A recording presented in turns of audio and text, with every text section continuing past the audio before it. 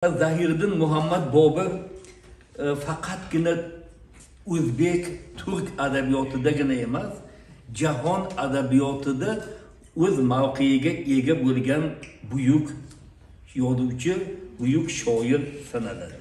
Faqatgina yozuvchi va shoirgina emas, Zahiriddin Muhammad Bobur ham shoh sifatida adolatli va jur'atli va jasoratli va markazlashgan davlat yaratishga qudratiga ega bo'lgan va uning sulolasini o'z 332 yoki 333 yil davom ettirgan sulolani yaratgan inson. Yana Zahiriddin Muhammad Boburga dunyodagi qanaqa kasb bo'lsa, ixtisos bo'lsa, o'shani hammasini nisbat berish mumkin. Uni zoolog ham deyishimiz mumkin.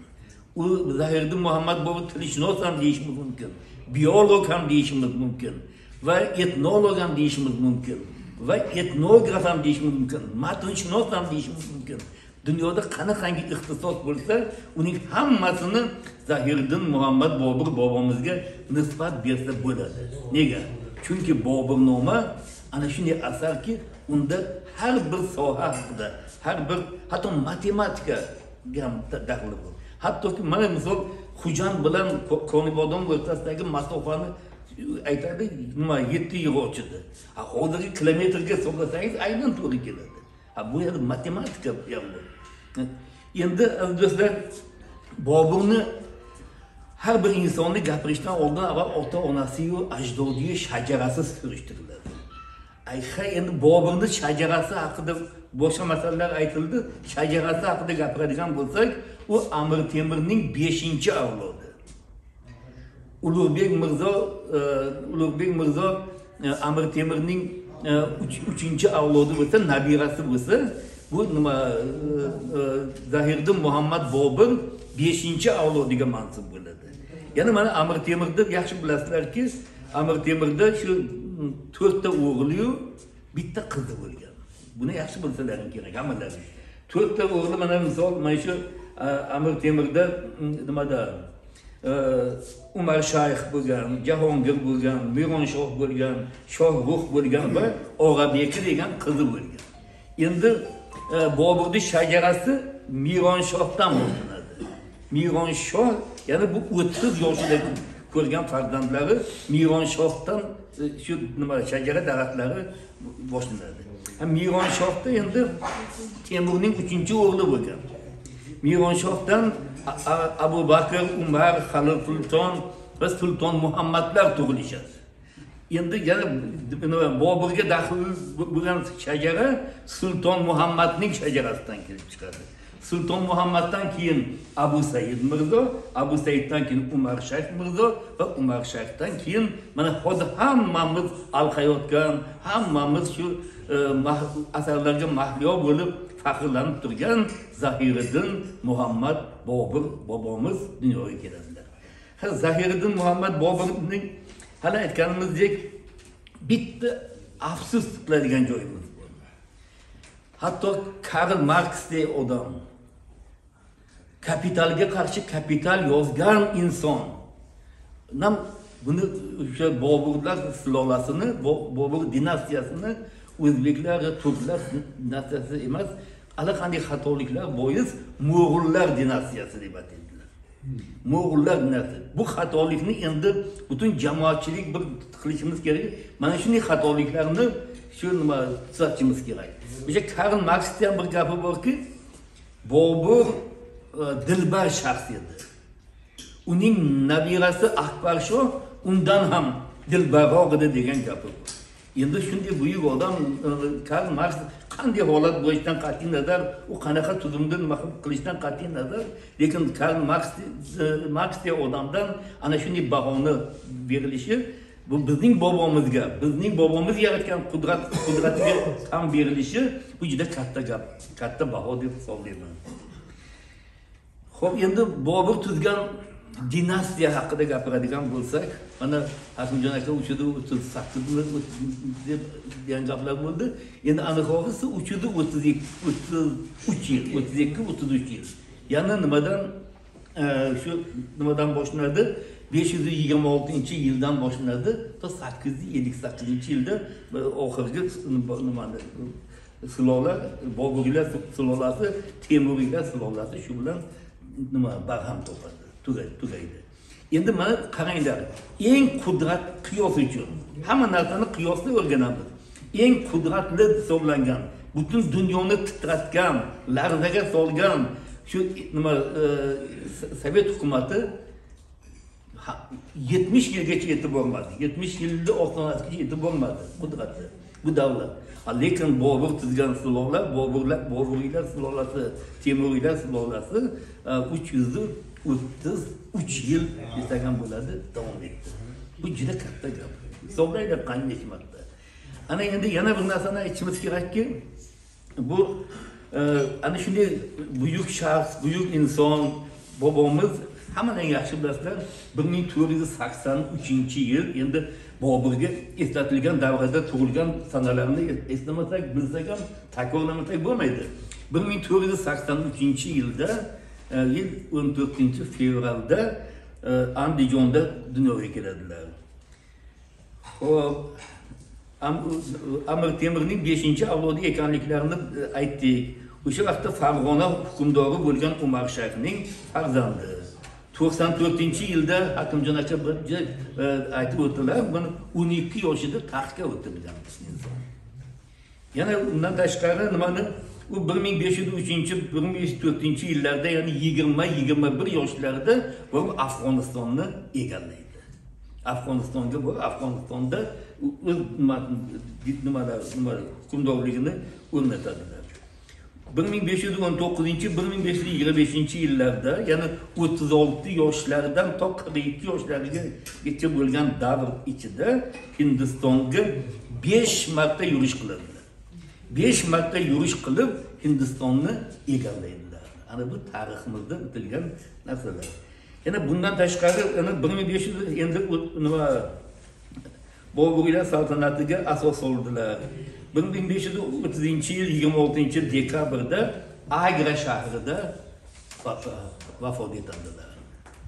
Endi lekin qabrlari keyinchalik vasiyatlariga ko'ra Kobul shahriga, Afg'onistonga ko'chirilgan. Hozir nima Zahiriddin Muhammad Boburning qabrlari Afg'onistonning Kobul nimasiga qayta ko'chirilgan.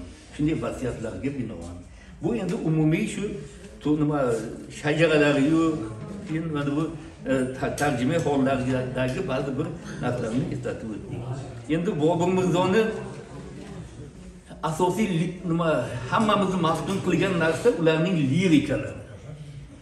Ularning lirikasi hammamizni maftun etganligi aniq. Ularda ikkita devonlari bo'lgan. Ikkita devonlari bo'lgan. Birinchi devonlari nima? Kobul devoni, yana 36 yoshlarda yozganlar. Undan keyin Hind devoni, yana 45-46 yoshlarida Hind devonini yozganlar.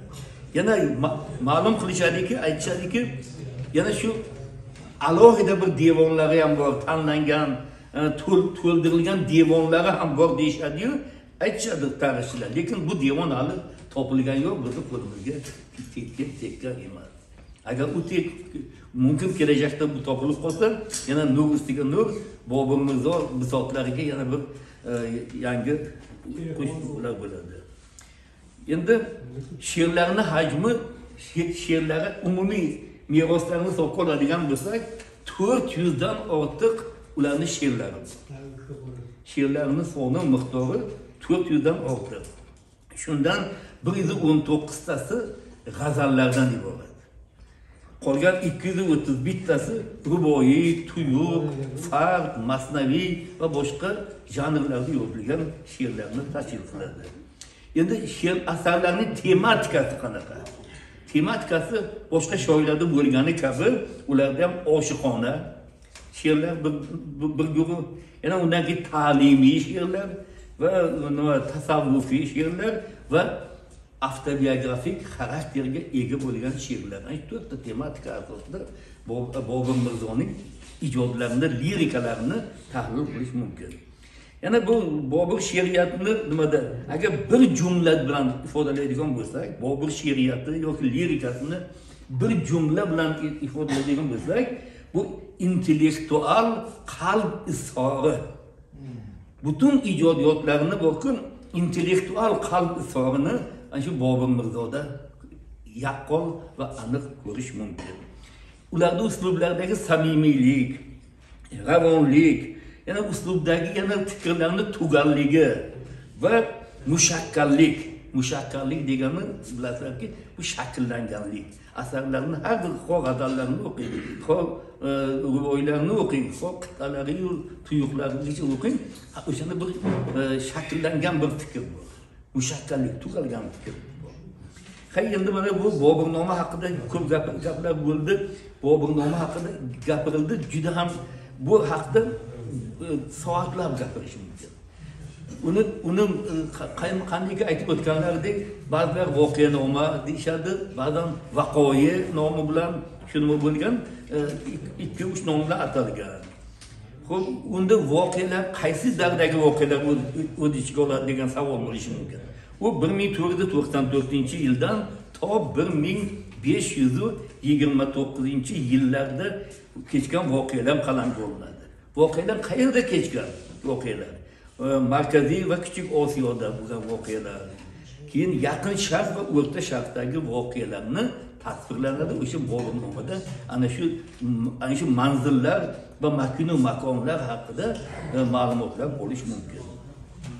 Buni Boburnomaning 10dan ortiq qo'lyozma nusxalari bor. 10dan ortiq qo'lyozma nusxalari bor. Uni birinchi qo'lyozma nusxalarini mana yaxshi bilasizlar. Mana Ilminskiy nimani professor Qazonda 1857-yilda chop qilgan. Undan keyin mana Beveridge xonim Londonda 1905-yilda nashr ettirgan. O'zbekistondagi dastlab Boburshunoslik harakatlari professor Fitratning Abduruz Fitratning sayt qo'shishlari va harakatlari bilan amalga oshirilgan. Ular avvaliga ular faqatgina Boburnomdan parchalar e'lon qilishdi. To'liq Boburnomani bermadilar, parchalar e'lon qilindi. Boburnomani nima 2 jildli nashri 1948-yillarda chop bo'ldi. Tuzatilgan nashri 60-89-yillarda va to'ldirilgan mukammal nashri 2002-yilda nashr etildi. Xo'p, endi Boburnoma haqida va Bobur haqida yaratilgan badiiy asarlardan ko'pdan xabardorsiz. Flora Anna Stil Boburxon degan asarini 1940-yilda Parijda chiqardi. Fernand Grener esa Bobur degan monografiyasini, romanini Parijda yozdi. 30-yilda chiqardi.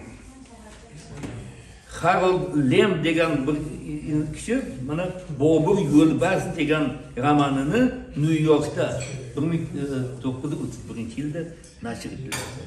Ular hammasi romanlar. Endi Bamberg Gaskell esa Bobur va uning avlodlari yoki Buyuk Mo'g'ullar nomli roman essesini New Yorkda 1980-yilda chiqardi. Mana qaranglar, shu ekan Buyuk Mo'g'ullar deb nomlanadi. Bu tarixiy shu bir ketgan xato o'sha davom etib ketaveradi. To o'shani ildizi bilan bir nima tuzatilmasa. Yana mana Hindistonlik Muni Lalni qarang, Boburiylar tarixi asosida bitta inson 6 ta roman yaratadi. Endi o'zbek adabiyotida bo'lsa Oybek, Pirimqul Qodirov, Baron Boyqobilov, Xayriddin Sultonovlar roman, qissa, dostonlar yozganlar.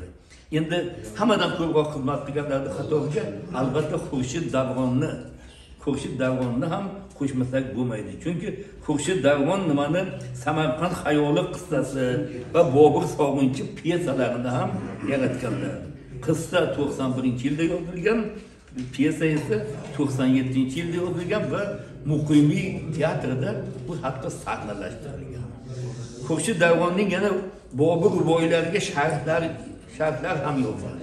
Bobur ruboylarini sharhlab, izohlab ham yozgan. Yana bir necha she'rlarni yozgan. 1981-yilda yozgan she'rlardan bitta she'rni keltiraman. Qani Xurshid Davronni bir she'rini yaxshilab e'tibor bersalaring yaxshi bo'ladi. Otlar yelar shiddatdan terlab, yangrar xatar to'la taqalar, hurkib ko'kka sapchib patirlar, tun uyqusi qora qarag'alar, otlar yelar, tillarang xazon, suvoriylar uchra sochilar, elas yangrayda azon, tog'lar uzra osmon ochilar. Otlar yelar, og'zi ko'pirib, uyg'otgancha mudroq yo'llarni, go'yo to'g'on bag'rin o'pirib, toshqin quvib kelar ularni. Zahiriddin qayga borsan, bobong yurtin taxtini tashlab, qora taqdir seni qul kabi qayonlarga ketmoqda boshlab. Zahiriddin bu qanday savdo, qora hijrat sari yuz tutmoq, yuragingni etar-ku ado, tirik turib vatandan ketmoq. Zahiriddin ortga bir qara, ortga boq ey sheri sargardon, axir keyin tushlaringda ham bu tuproqni ko'rmog'ing gumon. Ot pishqirib to'xtar chavandoz, o'zangiga tirar oyog'in va bo'g'ziga to'planar ovoz, vujudiga to'lgan ingrog'in. Alam bilan yuragi urar, shivirlaydi titroq lablari, hamma yerdan ko'rinib turar Samarqandning minoralari.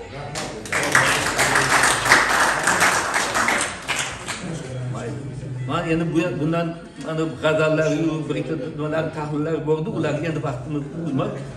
Xulosa sifatida aytmoqchimizki, Zahiriddin Muhammad Boburni qancha ardoqlamaylik shunchalik kam deb hisoblayman. Hatto lekin bir narsani aytishimiz kerakki, hamma narsani haqiqat yuzasidan qarash. Ba'zan o'z yurtim qolib hinsori yuzlandim, yo Rab buni ne yuz qarovli bo'ldi degan so'zlarni boshqacha attenka bilan berib Boburga tosh otish holatlari ham uchragandi. Xayriyatki, u otilgan toshlar bu nimadan adabiyot maydonidan, haqiqat maydonidan tezda so'kildi. Va xulosa sifatida aytadigan gapimiz shuki, Zahiriddin Muhammad Bobur hattoki maqtovga juda ham xasif bo'lgan insondilar. Hattoki Alisher Navoiy deb buyuk inson haqida. Shu 5 ganj yaratgan, 5 haykal qo'ygan yaratgan inson haqida ham ko'p maqtov so'zlarini nima qilganlar. Ular maqtovga juda ham xasif bo'lganlar va oddiygina qilib aytganlarki, Alisherbek naziri yo'q kishi yerda, turkiy til birla hech kim oncha ko'p va ko'p aytgan emas. Adolatli inson bo'lganlar. Keyin ruhlari shod bo'lsin va Zahiriddin Muhammad Boburning avlodlari-yu, ularning ishini davomchilari ko'payib yursin.